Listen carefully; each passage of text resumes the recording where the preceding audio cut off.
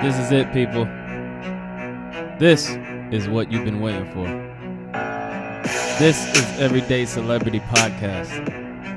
The podcast for everyday people with everyday problems, trying to find everyday solutions to accomplish everyday goals. Let's start the show.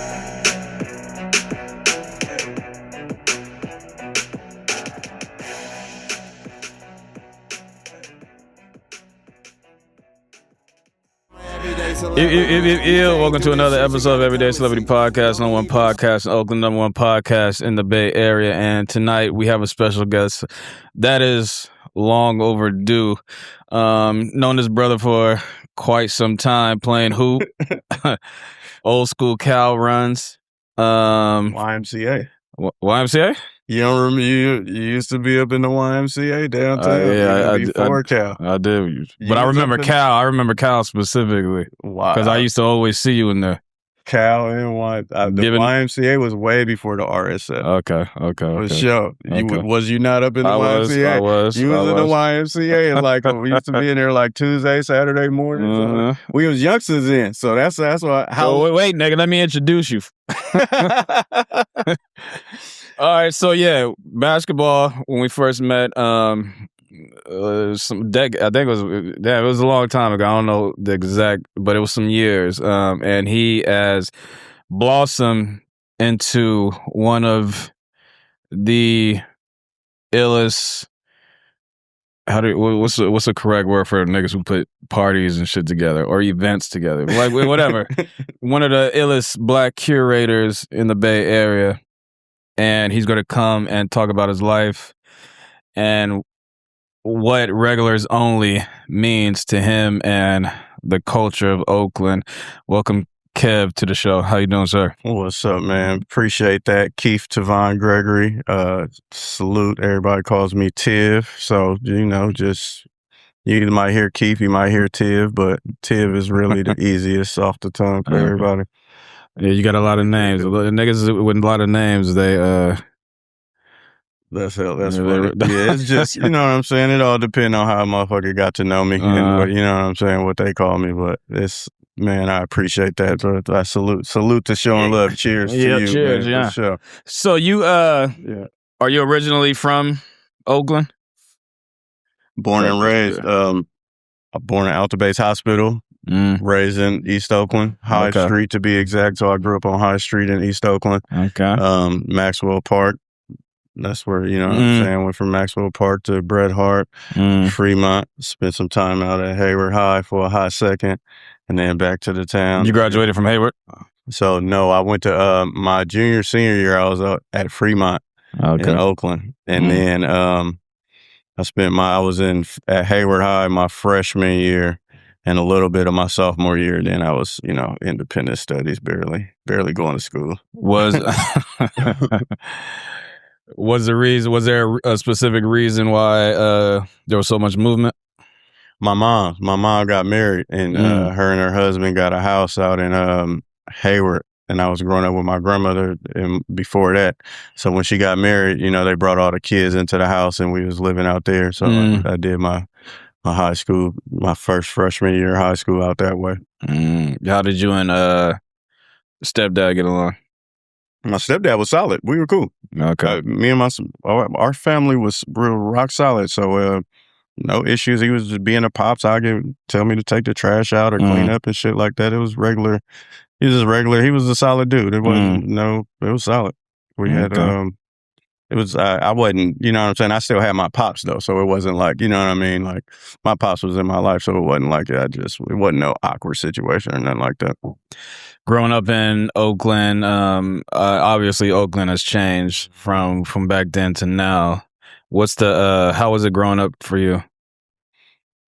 Ooh, I mean, I grew up in the town. So I got every taste of all the town shit. Like I grew up in the, you know what I'm saying? You was knee deep in the nucleus of the shit. Yeah. I grew up just to keep it like all the way. Like I grew up in probably a child of the dope game, child of the pimping and hoeing game, a child of just the streets. Like it was just that's family shit, regular family shit. Everybody had their hands in something different. So from, you know what I'm saying, from grandfather on down, it was everybody was mixed up into something. So I grew up under that umbrella.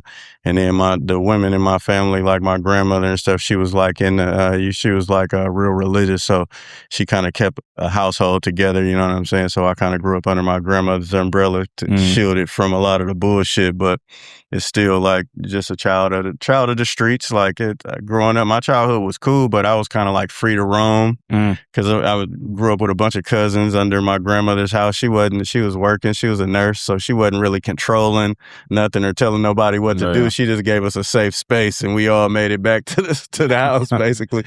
Yeah, that's how my mom was when I used to come out here during the summer.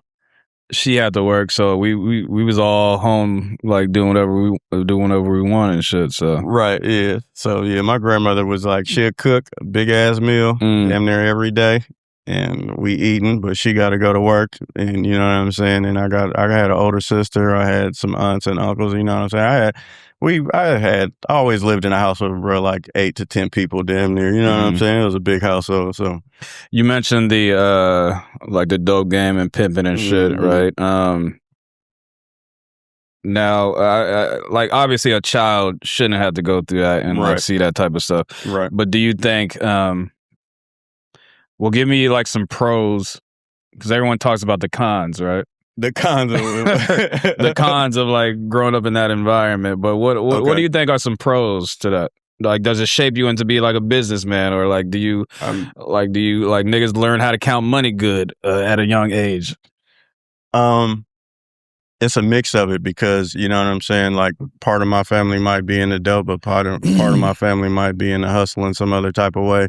So just being broke and growing up in Oakland period is going to teach you some type of resilience or some type of hustle, because you got to get some money somehow. So you're going to end up with a lot of people skills. If we, you know what I'm saying, if we speaking technically and truthfully, like the pace at which Oakland moves and the amount of people in Oakland and the diversity that you got to interact with so many people and so many different personalities that when you're in the Bay Area or Oakland specifically, that skill set translates around the world. So now you're comfortable being around these other type of people or in these different type of rooms, just because you have to interact with so many different people. And that's any street culture, I think, but like out here specifically in Oakland in the 80s, and just like it's a fast life. You got to know how not to disrespect people. You got to know how to respect people. You got to know what streets you can navigate, what streets you can't navigate. You got to know who to hang with, who not to hang with. You got to know, like, okay, it's getting dark. You with your homies. You know your homies is on some bullshit all the time. It's time to take it in. It's time to go to the house. It's time to, you know what I'm saying? So you just end up with these natural just receptors and perceptions of how to navigate through situations and deal with people and maintain composure or put on poker faces or just how to conduct yourself. Like, it's just, I think that's part of what growing up in that type of society and culture could teach you. But it's still like it's a lot of negative to it too. So it's like everybody don't get to utilize the positive. You know what I'm saying? You don't even get the opportunity to utilize all the positive you get out of it, because the negative is so heavy. So it's like we could talk about the positive, but it's still like, damn, that shit break up families and motherfuckers be high, and you got to deal with the family on dope, and you got to deal with motherfuckers in jail for selling dope, or somebody that got shot and killed in your family, or you know what I'm saying? It's just, you know, it's a lot for a young person to deal with, for sure. Do you think this generation, one of the reasons why this generation is, I wouldn't say out of, because I don't think they're out of control. They just, they lack, like the shit that we went through. Like when you were stating, like we went through, like you walk outside, niggas getting shot. So you know not to go over there. So you know, like, oh, if I go over there, it's going to be this way. So I'm going to stay over here and try to do right. And then nowadays, I feel like kids, they go over there, and instead of shit, niggas getting shot, they'll be like, okay, there ain't nothing over there, so let's go over there and then let's do the shooting. You understand what I'm saying? Right. A little bit? Right. I mean, that's shit. That's a super multi-layer answer in my opinion.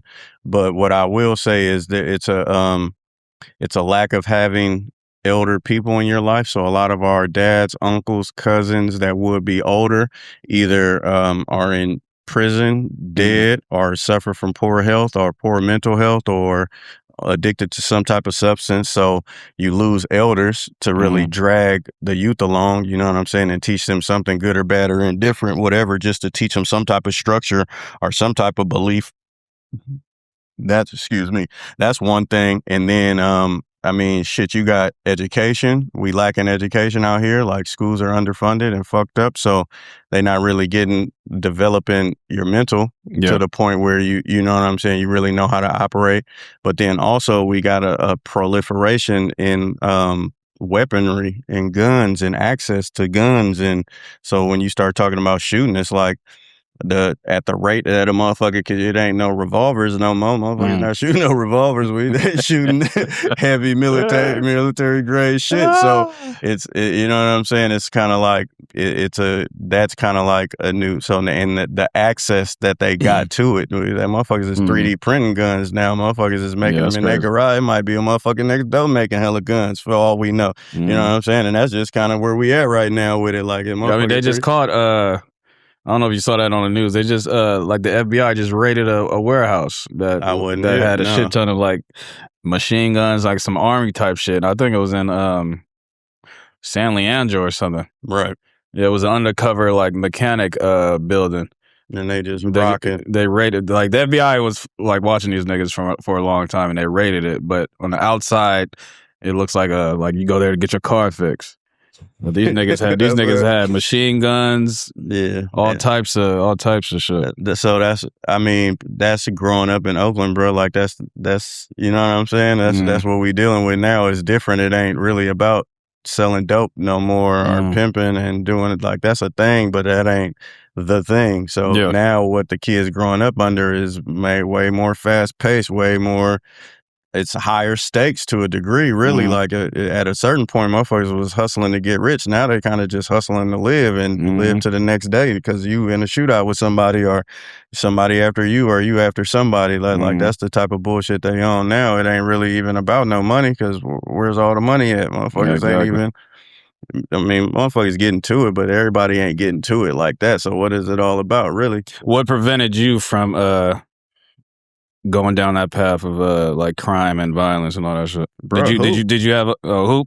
Who? Okay. I mean, I was still. You didn't have an OG was like staring you like, yo, nigga, get the fuck away from me. I had older cousins, but I mean, all my other older cousins that was either in school or in the sports still was from the town and still had their little bullshit going on. And you know what I'm saying? I had older cousins that really pulled me along. My dad was in my life, and my grandfather, but they still was on their street shit. So even my dad being in my life, he was teaching me wrong to a degree, but he was still guiding me and helping me, you know what I'm saying? Trying to keep me out of jail and shit. But I had my run-ins. I was fucking up for a long time, like fresh out of school. I didn't really, you know what I'm saying? Like I went from high school to adult school, and then I spent like 3-4 years before I went into junior college. And I was either hustling, I was moving around, flying around the U.S., or I was hooping. And that's how, like, you know what I'm saying? Everybody, either you probably know me from the gym. If you don't know me from the gym, you kind of know me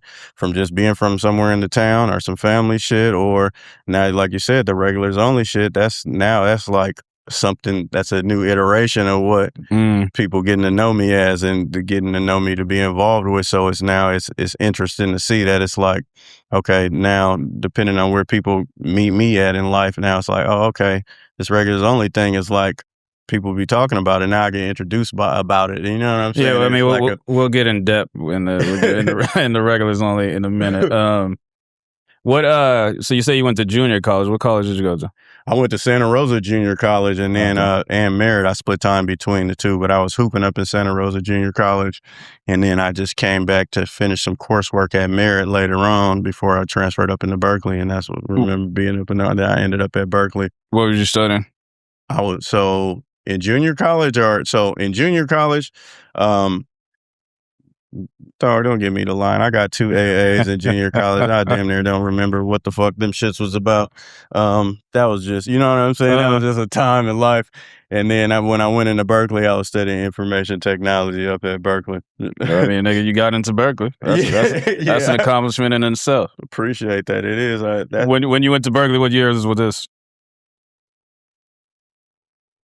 Damn, maybe like 2000. I finished I was done up there around 2010. So probably 2008 to 2010, something like that. Was it predominantly white and Asian back then as well? For sure. I think it was only like 2-3% black, if that. Like that's probably around what the numbers was. It was like, and I was in the information technology. I was doing a lot of computer science courses and stuff. So I was with all the Asian folks. Basically, it wasn't even hella white. It was I was with the Asian folks. I think it got a little bit better, but I mean, it's still. You know what, Berkeley.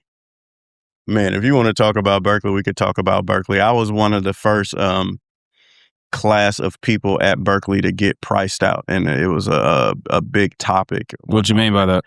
So when I started going to Berkeley, essentially I was my grants and my funding covered school with like a little kickback, maybe like a little $800, $700 refund check type shit. Right. By the time I got into my senior year at Berkeley, I owed like $8,000 or $9,000 for the semester. That's how much the fees flipped. And the grants that you got awarded or the financial aid that I got awarded didn't cover the gap. So what they call that is getting priced out. And I was one of the first groups of people to experience that at Berkeley. So it was like, it left a little sour taste in my mouth, and people were protesting. I was up there around like tree hugger protests, all the fucking. Let me see if I'm understanding you correctly. So when you say priced out, they paid you to leave the school, or no? The cost of the education would increase so drastically in such a short period of time that it made it hard to afford. You know what I'm saying? And then it delays completing it because you have to go out and either bridge the gap on funding or take crazy, ridiculous loans. And you know what I'm saying? Just in general, like. It was just an issue that was up for debate around that time, and it's. Did you when that happened? Did you stop going to Berkeley, or did you find a way to like close the gap? So in my senior year, I got down to my last 9 units, got priced out, had to deal with it, had to delay how I dealt with it on the back end because in that time I was like, oh, I could just chip this off. Yeah. And being a 20-something-year-old, you don't really have no understanding of how that economy works, and it ain't that easy to just chip off. So it delay how you close out what you're doing at the university, and you know what I'm saying. You got to own some bread. You got to pay the bread. Yeah, you should have sold dope, nigga. Right, that's what it makes you like. Damn, I should have sold some dope and paid to go to school. Like, but I mean, like you said, man, just getting up to Berkeley and having that was an accomplishment in itself. Coming from Oakland, out of like Oakland Unified, and spending some time getting accepted and spending some time on the campus. You was there before Marshawn? Damn, bro, I don't even know what year Marshawn. I know. Yeah, I don't know either. I don't remember what year Marshawn and then was up there. I probably was there maybe slightly after him. Maybe because I went to junior college. So I think I came in right after Marshawn. And Marshawn, fucking, who else was up there? A-Rod was up there, but I was in there with Java Best and fucking Deshaun Jackson, Cam Jordan. Damn, they went there? Yeah, Cam was, that's my dog, man.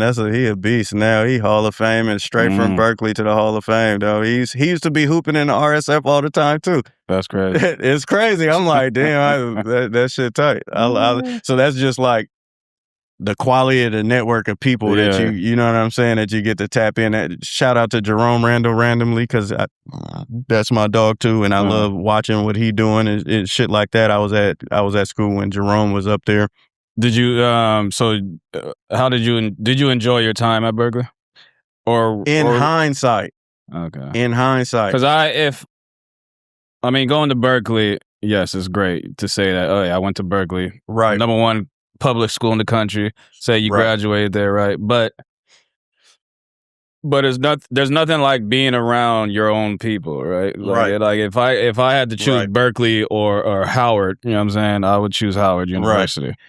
Man, like I didn't have a problem with that because I grew up in Oakland, so I wasn't thirsting to be around black people. I'm still around black people every day. Like my whole family is black. You know what I'm saying? So when I went to Santa Rosa or when I went to Berkeley.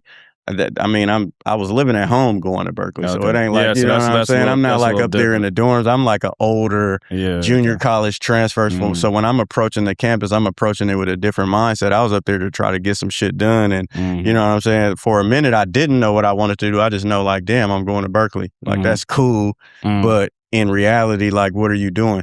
And I ended up with a professor up there who pulled me into an honors program, just by the blessed God, and Kathleen Moran, who was a counselor up there. She introduced me to Donald McQuaid, who this professor at Berkeley that ended up being this this is a brilliant gentleman, scholar, like really, and he pulled me into his honors program and just really start guiding me through what life was up there at Berkeley and what it meant to really be up there. So now it's like, it wasn't about my coursework per se. It's just about like pulling the potential out of an individual. Like, no, like this shit is way bigger than what this campus could provide you or do. You still got to go be somebody. You still got to represent something to people, or like you just got to be that he called it from whatever writing he introduced us, the beacon on the hill, or the shining star, or the brightest star in the sky, or the North Star, just like being something or someone that people could follow and aspire, like just and how you approach that and so my experience, like I said, in hindsight, at that time, I didn't meet that dude until I was like damn near a senior, going into my senior thesis type situation. But for 2 years, I was up there struggling like, damn, I want to hoop, but then I can't get my grades straight. And it's like, damn, at home, I don't want to go back home and be like fail into the motherfuckers like champion me along. You know what I'm saying? Like, cause it's a big situation to be up in there. Motherfuckers looking at you like, man, what's up next? What we doing? Like, niggas going to the league out of there and all type of shit. Motherfuckers trying to, you know what I mean? Like, it's big shit that come along with it. But it's like at that time, I was stressing off that shit. And when I was on campus, my father died. So like, I got there 2008. My father passed in 2009, and I was supposed to be done in like around 2010 and whatever. So that's where you start dealing with life and depression and how to deal with it. So I was struggling in school, but trying to figure it out. You know what I'm saying? And in hindsight, I didn't know what I was dealing with. I mean, like now I know what I was dealing with, but in that moment I didn't. You know what I mean? And you trying to like still shape yourself, like just as a person, for sure. Do you feel that you became? I want to say like a man, but do you feel like you? That's when you found yourself and became mature, and like this is the person. Did Berkeley made me the person that I am today, or did you already know that beforehand? No, Berkeley ain't really have shit to do with. Berkeley is an experience, but it didn't make me me. You know what I'm saying? I don't feel that way. I feel like if anything, Berkeley like gained me. You know what I'm saying? That's how you got to approach it. Like they gained me and they alumni. Like I'm in the network of people that went there. Like I could have went to other places, and other places could have. You know what I'm saying? Like it's an experience. And it's a elevated education experience. Like you don't really walk that campus and not have serious conversations about something. Whatever that something is, somebody on that university campus is having a serious conversation about something. They're challenging. They're making you speak about something. You got to have an opinion, or you got to shape an opinion, or you got to be willing to voice an opinion, or you can't just live quiet. They're not allowing you just to live quiet. Write us this paper. If you're going to be quiet and not talk, then you write us this 30-page paper about what the fuck is going on in your head. You know what I'm saying? Like rated the atomic bomb there, I think. Yeah, 100%. So when I was there, I would keep it even deeper. Like Lawrence Labs is there, and that's man. Look in the lasers they developing the world's largest lasers. That's man, that's more deadly than a fucking atomic bomb. It's more pinpoint accuracy. It's more. So when I was up there, that's what they was developing. I was just walking in buildings, looking at shit, and like, that's it shaped me to have some confidence for sure. I know a bitch that goes up there, and she's trying to find a cure for Alzheimer's by studying rat brains. And the way it's gonna work is she gonna find something, and then 5 more generations down the road, somebody gonna use her research to find something that's actually probably gonna end up being a cure.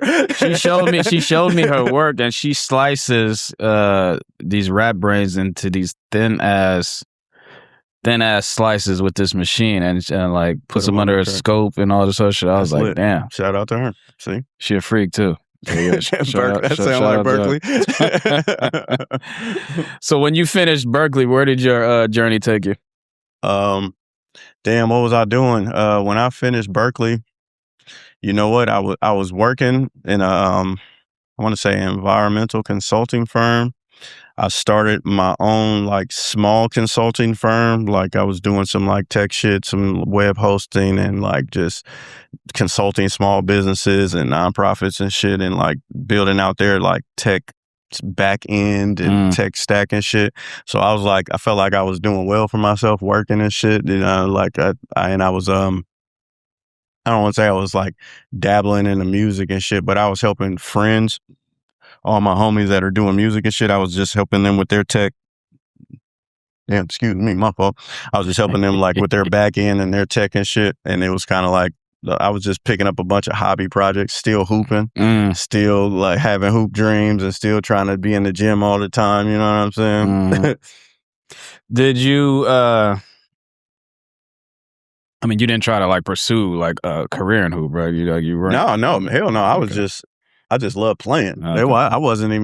I was with the basketball shit. I was like, damn, I'm doing this school and tech shit. It's kind of like I'm getting more money than everybody I'm hooping with. I wasn't around NBA players. I was around college niggas and niggas trying to go overseas and all that shit. I'm the one that's making a little bit of money for myself at that point. So it was like, I wasn't even thinking about trying to hoop. That was like, to me, felt like going backwards. I just wanted to be in the gym and good at it. You know what I mean?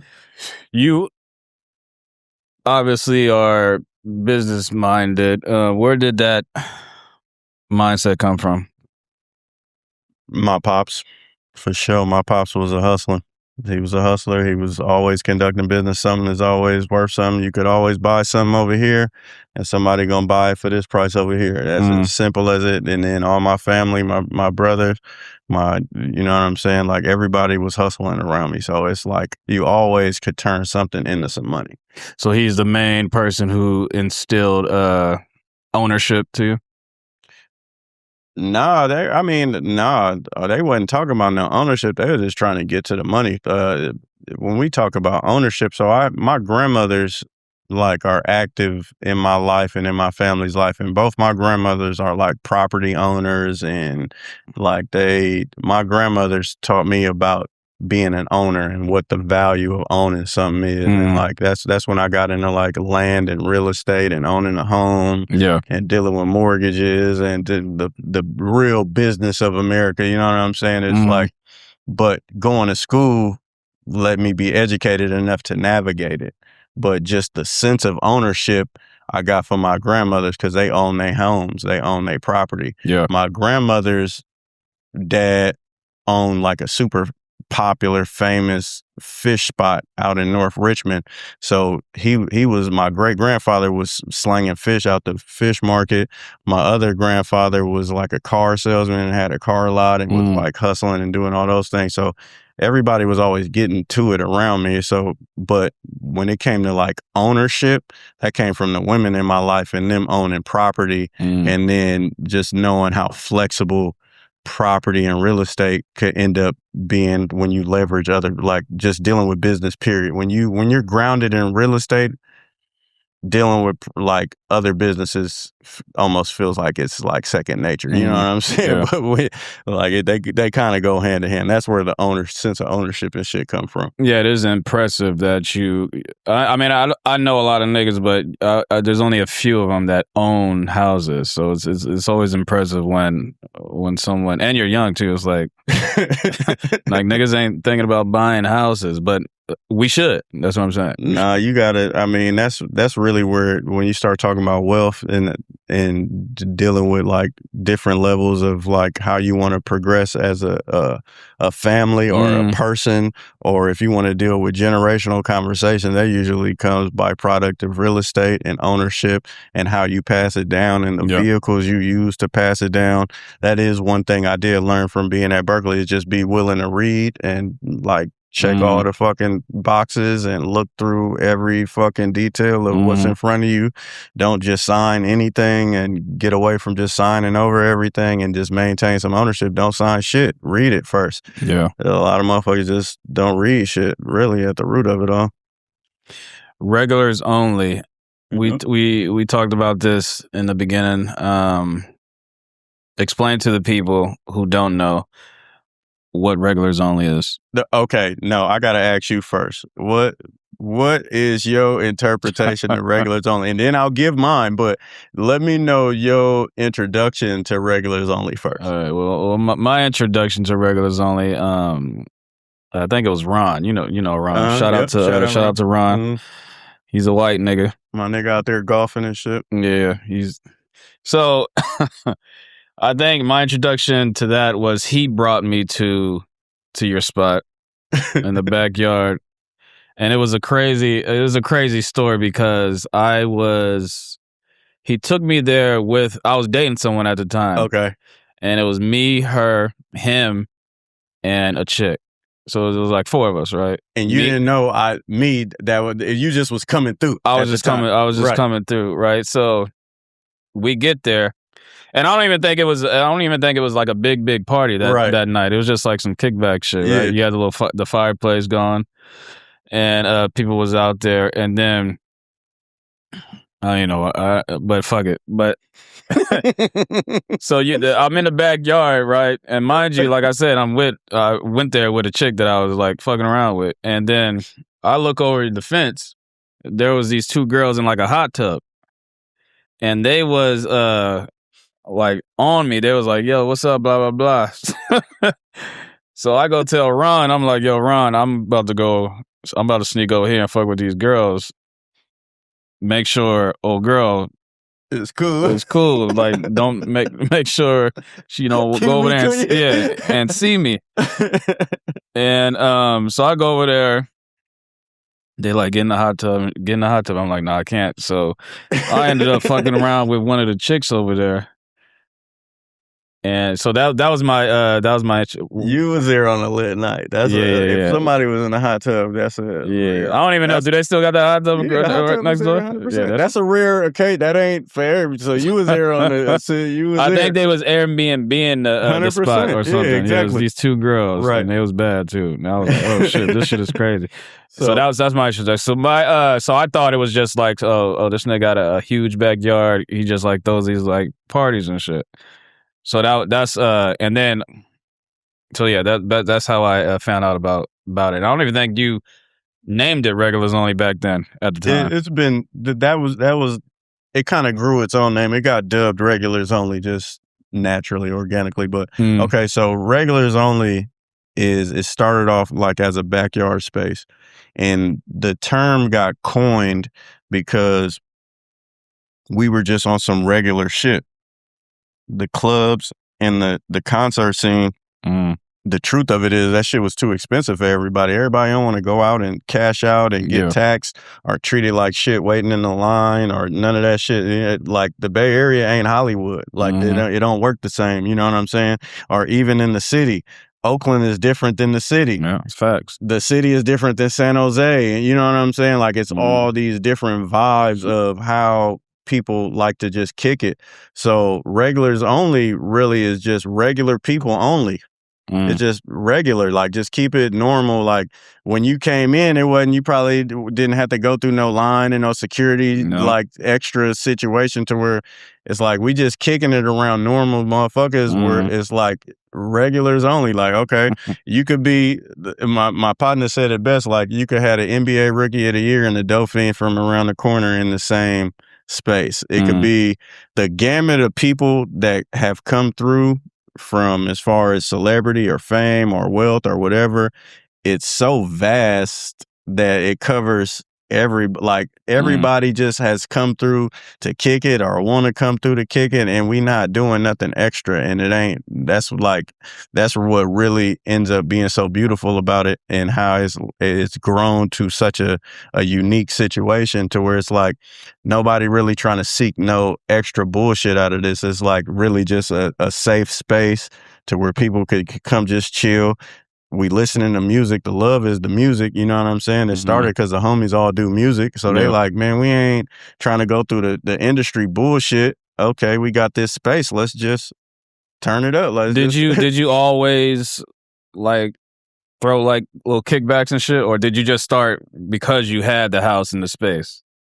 No, when I started getting into having parties and shit, I was with my homeboy Real. Shout out to Real Smash over, and we did these parties called the Hangover, right? And he had a house, and he just had a situation to where like, you know what, let's just call a bunch of people over and like see if we could do something. Like motherfuckers wasn't trying to go out and all the shit, and you know what I'm saying, I had the social media shit was like already kind of like tapped in because I was doing the tech shit, so I already had been marketing online and doing shit online, so I already had like a little bit of reach, you would say, online, right? So we start doing these parties called the Hangover at his house and just and bruh, and it just was rocking. So that's like the origin of just being involved in parties, because I wasn't on no party shit early. And then by the time I was up in Santa Rosa,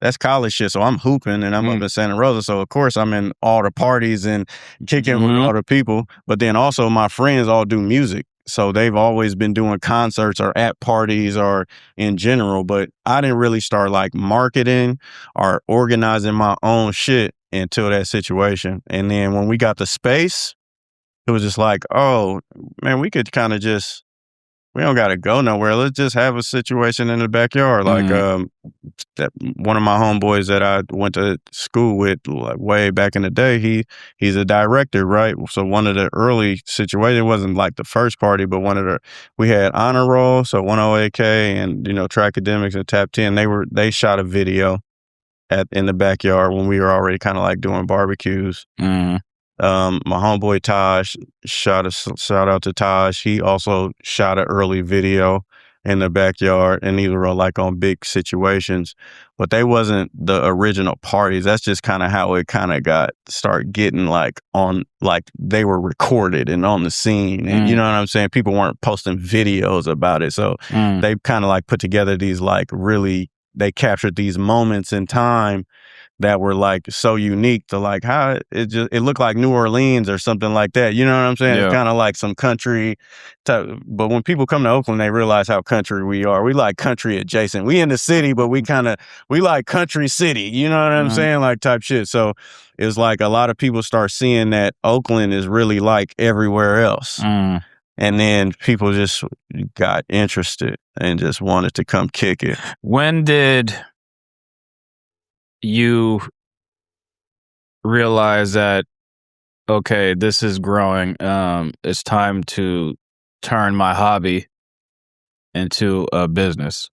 Because I see you're starting to do merch now. So I mean, Regulars Only is kind of a big deal out here. When did you decide to make that switch into making it into an actual business? No, I'm gonna keep it real with you. That was already planned from the jump. Like it was like I could say probably after the first few maybe kick-its, everybody knew that something was like, this was something cool. This was something special. You know what I'm saying? Like this is, and like you said, when you talk about the sense of ownership, it's like that allowed me to be like, this is also something that could last. Like, ain't nobody stop me from doing this shit. Like, unless I get into it with the city or some type of like those type of bullshit situation. But the love has been so real and so organic that people support it. Because it's not, it's never been about like making no money or no party, but the value is just in providing that safe space or creating this culture or just allowing culture to exist. Because really the culture of it is really like, it's rooted in the music. Everybody got a love for music. When you go out, you don't want to just sit in silence. Yeah. It's the music. Like the music set the tone. All the homies do dope music. Like, so I'm not even in control. I've just got the space. In reality, all the homies is doing the dope shit. So it's like, y'all make the dope music and DJing and doing all the things.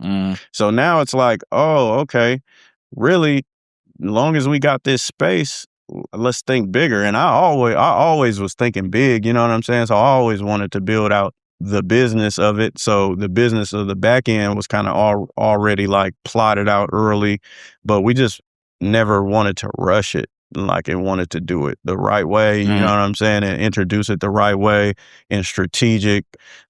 Who we kick it with, who we partner with, who we like just work with, like that's always been kind of curated to a degree. It's never just been like, I'm about to slut this out and let's throw a party every week to try to get some money. That ain't, you know what I mean? Like, ain't the town is towning on us right now. But they're not gonna hear that. I'm gonna cut that out. So that's where it's like, that I always feel like, okay, how we built the business of it is always going to be something that we deal with carefully and curated and have the right people involved and not oversaturated, not slutted out. Like, really, that's just the thing. Like, let's keep it organic. If it's something to do, we'll do it. But let's not like slut it out to try to get some money. That ain't gonna last. And a lot of shit come and go. So we started that shit in 2013, bro.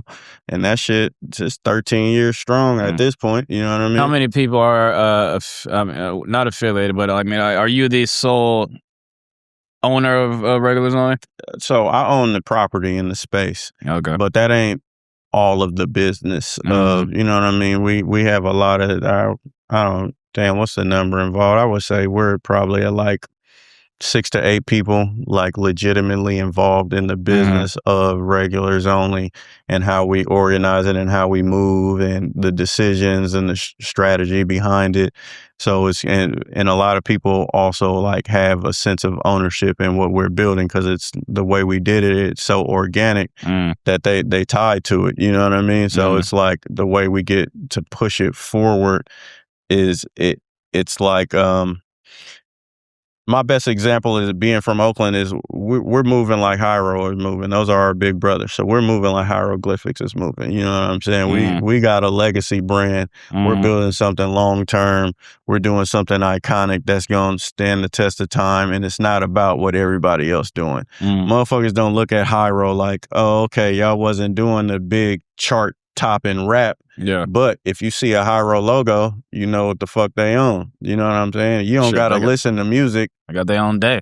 You see what I'm saying? So that's kind of like the mode in which we move. And it's not like, okay, Hyro, it's like you don't gotta listen to no Hyro raps to recognize the logo. You know what I mean? Or they got their own day. So you could come out to a festival and guess what? You might have come to Hyro Day. You didn't even see Hyro perform. You might have seen everybody else perform. Yeah. So it's so many people involved to the point where the tentacles and the reach of it is so vast and deep that one person can't quantify. That's the beauty of kind of like moving into like a circle of people like that. Do you feel that's good, but are you scared or not scared, but are you kind of nervous of too many hands in the pot, right? No, I mean everybody like too many okay. Everybody can't make decisions. Everybody don't want to make decisions. Yeah, that's what I was trying to ask. It's now there's no concern about because I work with my brothers and everybody has the ability to seek the business that they want to create. You know what I'm saying? And we have really a wide cast of net on how we want to operate. Like so a lot of people can voice opinions, but there's only a certain few who can actually make the decisions for regulars only. That's what you're saying? No, I mean we move as one. To be honest with you, it's like it's different. So when you say like, damn, you expanded into merch, I'm not personally creating the merch. That's organized, and my brother is creating the merch. I don't design no merch, but now merch is a thing. You know what I'm saying? Yeah. And it's always been planned to be a thing, but I'm not going to design none of this shit, but I love seeing it out and designed and hitting the streets. And when I see it, out there, you know what I'm saying? But at the same time, they can't turn around and throw no party because the space. So there's different spheres in which we all move. We're in the media space, to be quite honest. Like that's a different space. So Penn is a journalist. So he's naturally in the media space. I'm not necessarily in the media space. That's why I come and do interviews so I could get my feet wet in the media space. But the businesses that we're building, it all umbrellas up into a much larger thing. You know what I'm saying? And that's kind of the beauty of it. But I don't know if you realize this, or you might not, but do you think you are the face of regulars only? I mean, you say there's a lot of people involved, but do you do think you do know you're the face of the brand, right? I'm learning the way people see it. You know what I'm saying? People see it, and it just depends on how they get introduced to it. Like if it's about a party, then you could say I'm the face of it. But if it's about what someone's doing online or something like that, my face ain't online. So Penn ends up being the face of it. Or our brothers that are doing music and DJing and shit, they end up being the face of like, so I'm not up there DJing. So if you come to the party and you see who performing or DJing, they the face of it for that night. You know what I'm saying? So it kind of switched. But when it come into these spaces and who's willing to talk about it, I end up being like, that person. But that also comes with like, it starts off as this thing we're doing collectively, but then the realization, like you said, is like, no, this is bigger than just a party or a kick it. So we got to get organized. We got to push it out. So as far as the business is concerned, I'm always push the business forward personally, for sure. That's me. When this interview comes out, the Black Joy Parade will already have come and gone. And this is Black History Month. 100%. Shout out to the Black Joy Parade. We got a real big situation for the Black Joy Parade. How important is it for people like yourself to create spaces for us? So what I've learned is it is extremely important. And I'm going to say that like in the most real human way possible, man, because what Regulars Only has allowed me to do is I could say at the basic that I've been able to help feed people, right? At the root of it. And I've had people come up and tell me in a different setting that, hey, man, I came to your party and bro, I ate that night. And that night, I didn't know where my next meal was coming from. So these are real world interactions that I'm starting to have now where it's like, no, like it's much bigger than what a lot of people might just come out to kick it and party. But guess what? When you come to party, a lot of the times, man, we just cooking and having like just a real homely country vibe feel. So the food is free. We not taxing nobody for no food if we can, you know what I'm saying? Because it ain't costing a lot to put it together. So it's not about the cost of it or nothing. But then I got people approaching me in different spaces in downtown, like, I met my wife there, or I really didn't know where I was getting my next meal at that night. Like, and you let me take a to-go plate. I'm like, I didn't let you do anything. It was like, it was good. Like, you know what I mean? Like it wasn't. So I'm having those interactions out in the world, and I'm realizing how big this situation is, like, because it don't really cost nothing to do it. It's just about doing it. And when you go out to a club or a party and you get nickel and dime to death, and it's like, damn, bro, like this shit ain't really no fun. I'm spending 60. I done came out. I ain't getting no work. I just spent. I'm ready to go home. I ain't, you know what I'm saying? Whatever the case may be, it just wasn't a good experience. And the experience that people are having when they come to regulars only now is just a different experience. It's just different than what you get somewhere else. So the value of creating that type of space is like, that shit is life changing, to be quite honest. Like, cause it's like, damn, okay, people need this. People need a safe space to go.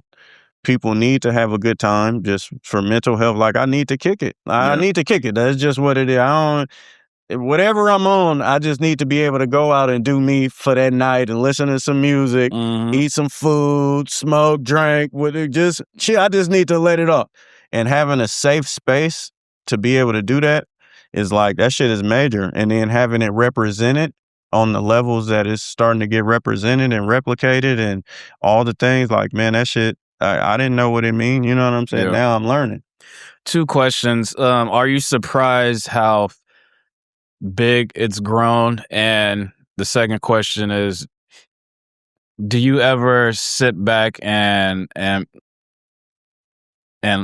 take a breather and be like, damn, like I accomplished this feat of like growing this business into, it's recognized all over like the Bay Area and shit. It's getting noticed by like celebrities. Do you like sit back and like damn, I really did it? No, not like that. So what I operate in confidence. For one, I know what I'm doing. You know what I'm saying? I don't want to act like I don't know what I'm doing. I know what I'm doing. I know like what we have. I know the importance of it, like, because people tell me. I've had 10 plus years of motherfuckers telling me how important this shit is, right? So it's like, there was a time where I shied away from it, like, oh, it's, you know what I'm saying, just trying to be humble about it.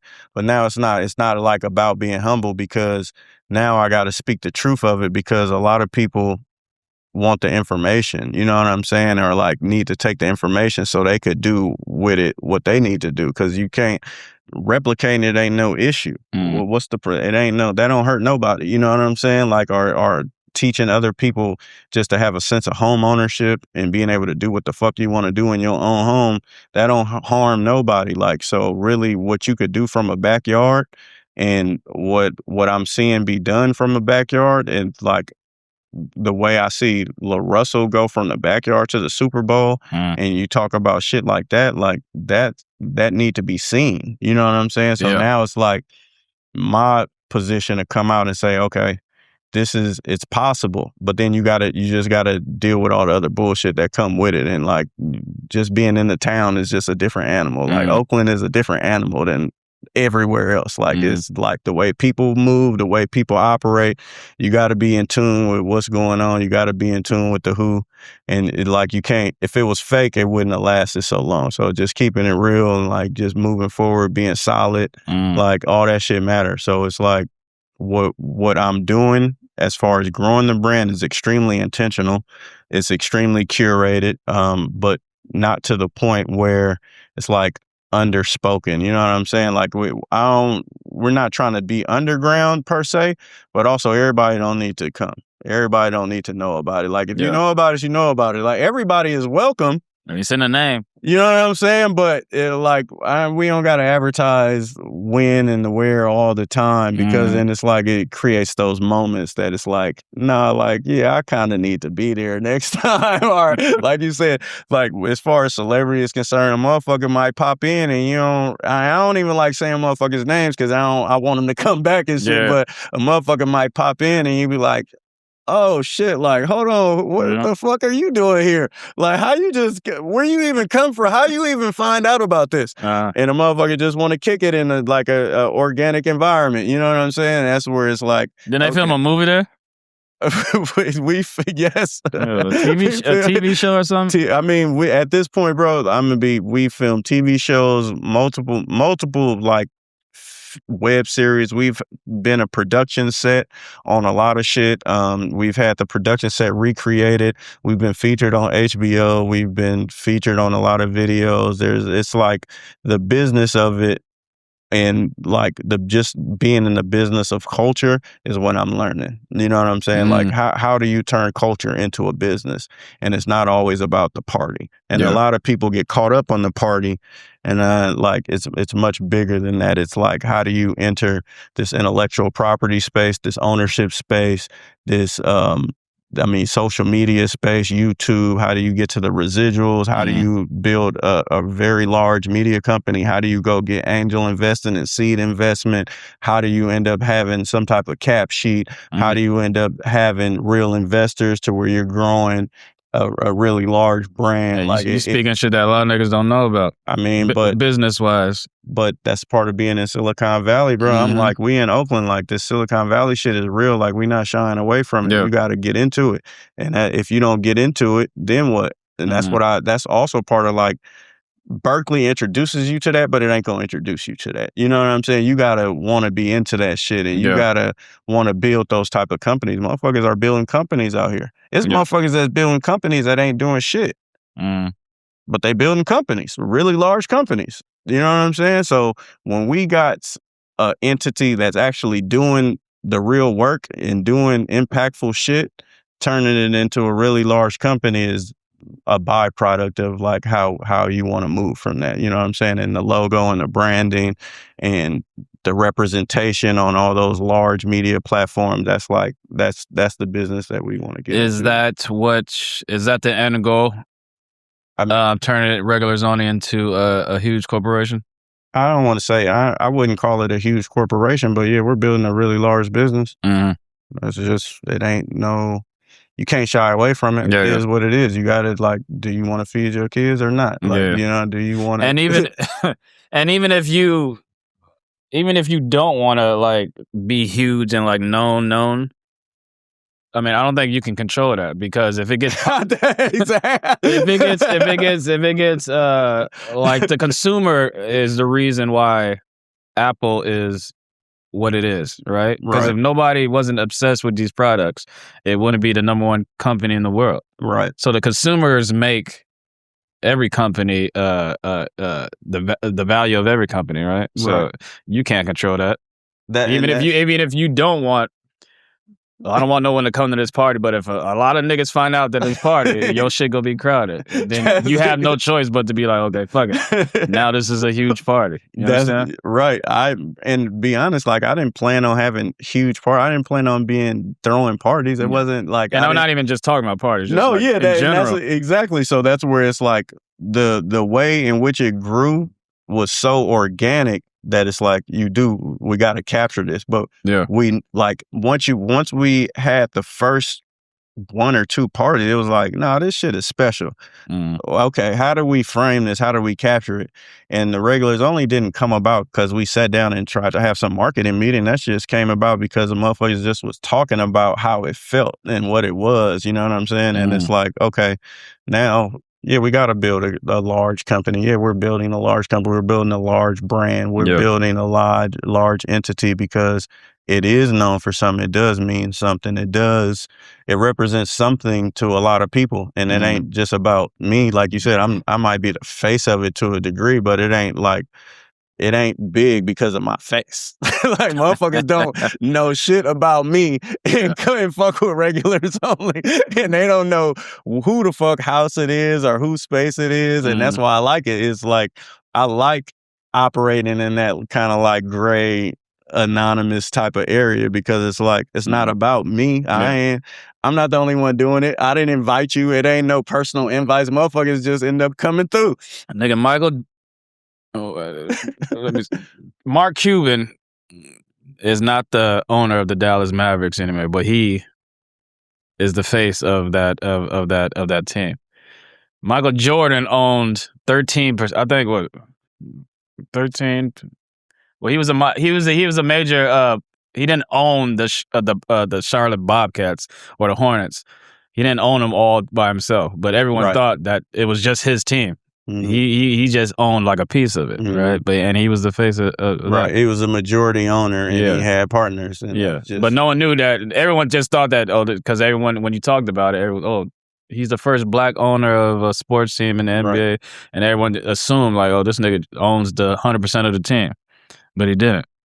He got big money behind him. I mean, I aspire to that shit. Like, let's keep it real. Like, I want to talk about like the way growing up in Oakland, California, you could build a large, really multi-million-dollar company and operate in the millions and think about the millions and really do it and live a lifestyle out here that's really not the norm. You know what I'm saying? It ain't really about all the drugs and the guns and all the bullshit. It's like you could really build big business out here. You know what I mean? Like, and it is big business out here. We're in the home of tech. You know what I'm saying? And that's where it's like, if you leverage the technology and you leverage the culture of the people and you leverage all the right acumen that you build up growing up out here, you're going to be successful. You know what I mean? And that like, it's not hard to be successful. It's hard to sustain it. You know what I mean? And that's really like the sustaining it is where I want to like get to. You know what I mean? Yeah, and a lot of people don't want to do what it takes to become successful because it's a lot of grunt work from the you ain't just going to start and be successful. You're gonna have to fail, and that's where a lot of people give up. Be like, fuck it, I'm not making no money. Right? Why would I keep doing this? And then if them not knowing that, like, hey, you gave up here, but if you would have did that next thing one more time, somebody would have probably saw it, and then boom. Because I always say it only takes like one, like podcasting, like it only takes one person to like hear your shit and be like, damn, I'm gonna introduce this nigga to someone at Spotify, and then someone at Spotify takes your podcast and like, hey, why don't you listen to this? And then that person be like, has the ear to the person who makes the decisions on signing niggas for Spotify. Right. So, I mean, I want to let everybody know in this interview that the shit that Jordan got set up over here is so fresh and so fly that it even motivate me to really expedite some of my media plans. You know what I'm saying? And like get into it, because it's like, no, you got to do it. You just got to do it. This shit is set up to the point where it's like, no, this shit motivate motherfucker to really come in here and have a good conversation. You know what I'm saying? And like, okay, now let's talk about how you get to the point where it's like, I want to build this up. This is you know what I mean? Like, and that shit matters. So what you doing matter. And it's like, damn, like you was in the I knew you from who? You know what I'm saying? Like now it's like, no, when you see motherfuckers outside the gym and in the world and operating in these different spaces, that shit make you like, it makes me happy, because it's just, basketball is one network. Regulars only is one network. Yeah. Like Oakland is one. The network that I get from the basketball shit, and then I come see it in the real world, it's like, that shit make me happy, bro. I be juiced about that shit. I'm like, man, there's so many people doing so much fly shit that this shit is dope. Like, this shit is set up dope, bro. I salute you. Appreciate it. So I want to thank you for coming on the podcast. It was very dope sitting down and talk to you, because I don't think we known each other for years, but I don't think years. Yeah, we never like sat down and had like a one-on-one conversation. That was one of the reasons why I was so adamant about getting you on here, because of what you're doing in Oakland. You're a mover and shaker. I really appreciate and support the regulars only movement, and thank the world. I mean, a lot of people know about it, but I think it should expand to like niggas in Houston, Texas. You heard about the regulars only? They probably already do say that, but I'm saying if they don't, y'all niggas come to Oakland and go to a spot. But tell me tell the people where they can find you. If you want to give out social medias, if you want to promote anything right now, anything you got coming up, where they can buy the merch, all that. For sure. I mean, we got regularsonly.com. That's going to be the point A, number one contact. Get on the mailing list. Go to the website, get on the mailing list. anything we'll do, it'll come through that. We'll never spam you, ever, ever, ever. I promise you, I'm not a spam type of person. That's not how I operate. And then from there, we got regulars.only on Instagram. And then you could follow me directly at Tavon on Twitter, because that's just still where it is. I might not be on there as actively, but that's going to be the number one. You could always get a hold of me. I'll check in on it some point in time. But, that's really where the magic all happens, personally and business-wise, for sure. Well, once again, I want to appreciate you for coming on. Everyone, go follow him. Go support Regulars Only and support Black businesses who do things for Black people. You know what I'm saying? Appreciate it. Oh, come see us at the Black Joy Parade if this come out after. My fault. But hopefully you've seen us at the Black Joy Parade. come see him next year, because this interview is gonna be out after the Black Joy, for sure. Any last words? No, man. Salute, man. Shout out to Oakland. Everybody coming out of Oakland. Shout out to everybody doing their music thing. That's really important. Let's keep pushing the culture forward. This is Everyday Celebrity Podcast, and we are out. You. Celebrity to me, celebrate cause I'm me. You a star, you a star, you a star, believe. Reach like 2-3, 2 of the stars I'll see. Everyday celebrity, I pray to God it's me. Every night that I pray a lot for my team. I play so I get paid.